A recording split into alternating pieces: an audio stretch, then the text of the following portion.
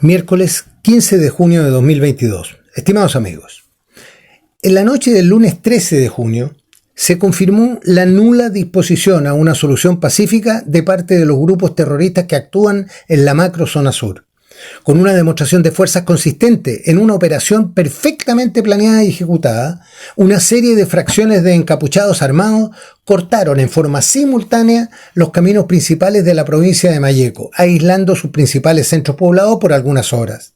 Valiéndose del derribo de árboles, del lanzamiento de miguelitos y de algunos vehículos incendiados que habían sido previamente robados a sus propietarios, consiguieron interrumpir el tránsito en al menos 9 sectores, provocando de paso algunos accidentes de particulares al colisionar estos con las barricadas.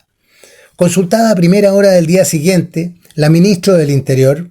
esta balbuceó una serie de ininteligibles frases hechas, demostrando no comprender a cabalidad lo que había ocurrido y menos imaginar siquiera lo que debe hacerse para evitar su repetición. Torpes explicaciones en las que incluyó lo que pareciera ser una nueva intentona de desviar responsabilidades hacia las policías y fuerzas armadas, no consiguen ocultar a los ojos de la población nacional la incapacidad de quien ocupa un cargo que sin duda alguna le quedó grande.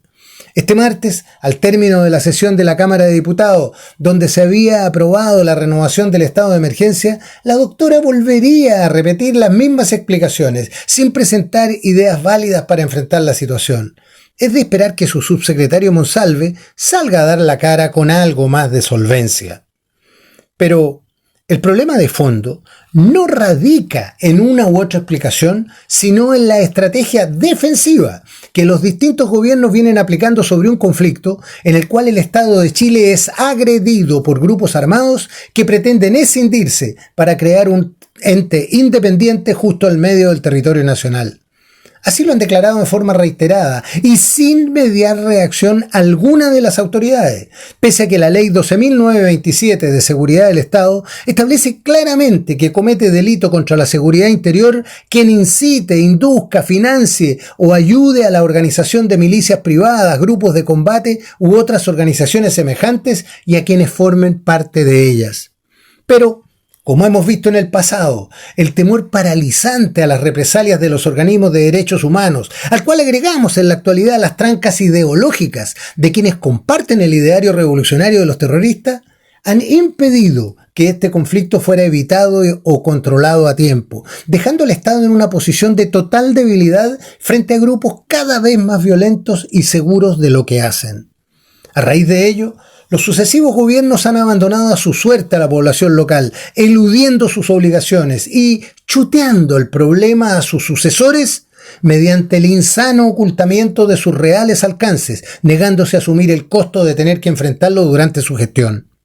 De este modo, las acciones terroristas iniciadas en el año 1997 fueron escalando libremente hasta llegar a lo que vimos la noche del lunes, confirmando la capacidad que han alcanzado los enemigos del Estado de Derecho. Cabe entonces el deber de calificar a los gobiernos de Bachelet, Piñera y Boric como directos culpables de lo que ocurre en los días y años que se avecinan, debiendo ser registrados por la historia como quienes dejaron de cumplir su deber constitucional al permitir y amparar con su silencio e inacción el desarrollo de la violencia terrorista.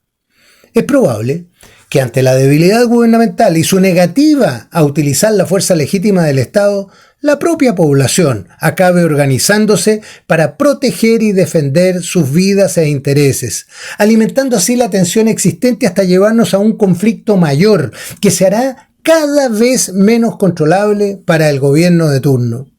El traicionero uso de las Fuerzas Armadas, más comunicacional que efectivo, queda en evidencia al haberse restringido sus capacidades naturales mediante las reglas de uso de la fuerza, cuyo carácter, claramente un blindaje para la clase política, las obliga a mantener una actitud defensiva, puesto que si no lo hacen y utilizan los recursos con que cuentan, sus integrantes se verán enfrentados a la persecución de fiscales ideológicamente desviados, sino cómplices de la guerrilla. Todo esto es percibido por la población de la zona, contribuyendo al desaliento creciente que los lleva a pensar que la única salida posible en estas condiciones será inevitablemente el enfrentamiento entre civiles. La pérdida de vidas a manos de los terroristas y la destrucción de propiedades y fuentes laborales ya está generando el éxodo progresivo de los sufridos habitantes de las zonas más calientes, al tiempo que siembran en ellas y en el resto un odio natural, acompañado de la consecuente sed de venganza, sentimientos que será muy difícil contener y que perdurarán por años produciendo una profunda grieta social donde ella no existía. La operación del lunes debe necesariamente servir de alerta roja para la clase política, haciéndola comprender que quien sea quien esté a cargo del gobierno deberá enfrentarse a una ingrata realidad que les exigirá pagar la cuenta por el aprovechamiento obtenido en el pasado al obtener mezquinos dividendos de cada situación.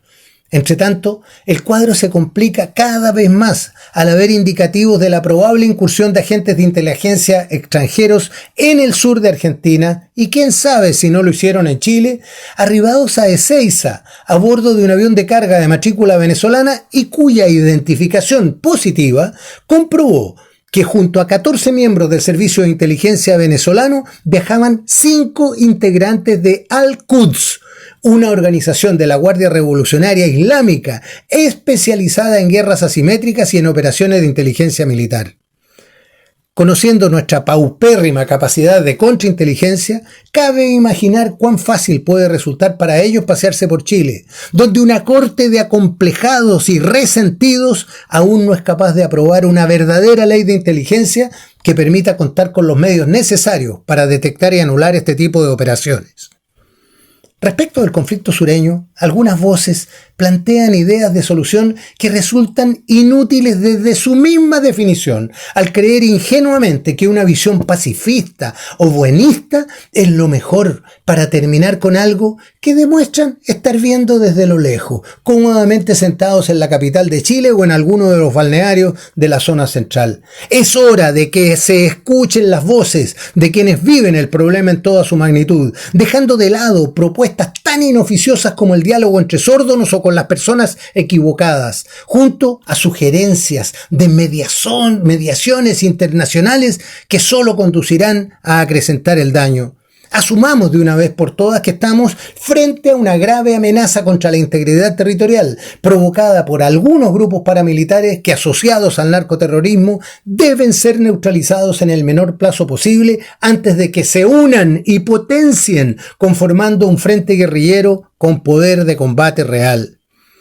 La experiencia comparada indica que la solución no debe ser solo militar, y así lo entienden antes que nadie los propios mandos de la Fuerza Armada. Pero no se puede desconocer que para que la acción social y el apoyo multidisciplinario que debe llegar a la zona para levantar los decaídos ánimos y fortalecer la pacificación, es fundamental comenzar antes por la recuperación del control del Estado sobre los espacios territoriales. Esto es, imponiendo la paz mediante la destrucción de las fuerzas que se oponen a ella.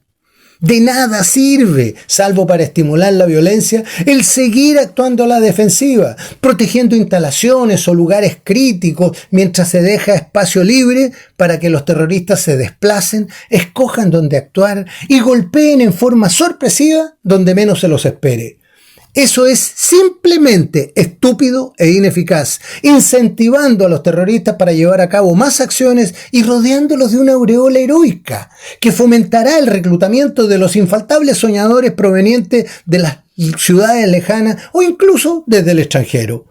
Es hora de comprender que los violentistas no representan causa alguna y que todo obedece a propósitos ligados a los intereses de unos pocos que, autoerigiéndose como líderes de comunidades abandonadas por el gobierno, han visto en ello la oportunidad para adquirir posiciones de poder, manteniéndolas mediante el ejercicio de la violencia. De este modo, grupos que dicen representar una inexistente causa indígena de carácter generalizado arrasan con todo tipo de actividades que daban trabajo y aseguraban un futuro mejor para miles de honestos pobladores, entre los que se mezcla descendientes de esforzados colonos que trajeron el desarrollo a la zona con aquellos que vienen de una raza mapuche, de la cual queda una hermosa cultura y costumbre, presente en comunidades que solo quieren seguir progresando en paz. En